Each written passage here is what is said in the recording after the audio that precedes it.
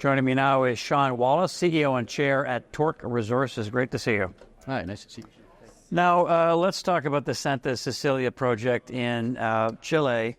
You're focusing on the Pircas Norte target, where you're doing a second round of drilling, correct? So can you update us there? Sure, yeah. No, we just started our second drill program at Santa Cecilia since we acquired the project a couple of years ago. And the first project, we were following up on the historical drilling that was done. And this drill program, however, we're going after some new targets that we discovered doing our preparatory work, doing the mapping and the geophysics and the geochem, all the things that weren't done on the project previously that has sort of sat frozen in time as we said with this project. It had these drill holes done into it like a long time ago, and then it just sort of sat.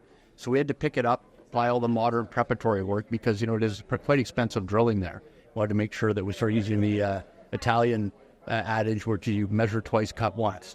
And so we measured 3 times, in fact. And so we're really happy with the quality of targets we had. And we're starting off at Pircas Norte. And quite excited about what could happen there. And you've said that the Santa Cecilia is very well located. It's near the Caspice deposit. You've got Newmont and Barrick as neighbors. So is there a certain size and scale you want to get it to before you might look for an exit? Well, this is what we would love to get it to, and that number could be infinite, but it's what one can expect using the data and the size of the project, the size of the targets. You could say Caspice is like 25 million ounces and a few billion pounds of copper, and the Cerro Casale, which is also part of that joint venture, is a similar size deposit. So, in data, what's happening around us has told us the type of deposits that Mother Nature put there. So certainly we're targeting that kind of a project because that's the kind of project that, science says should be there. Right.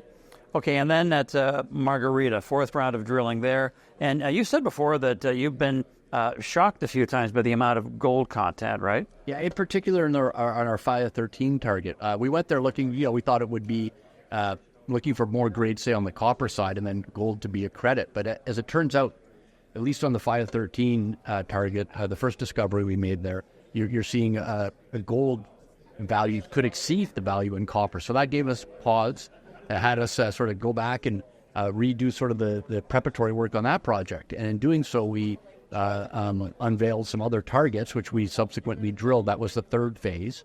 And we came up with some copper oxide joy.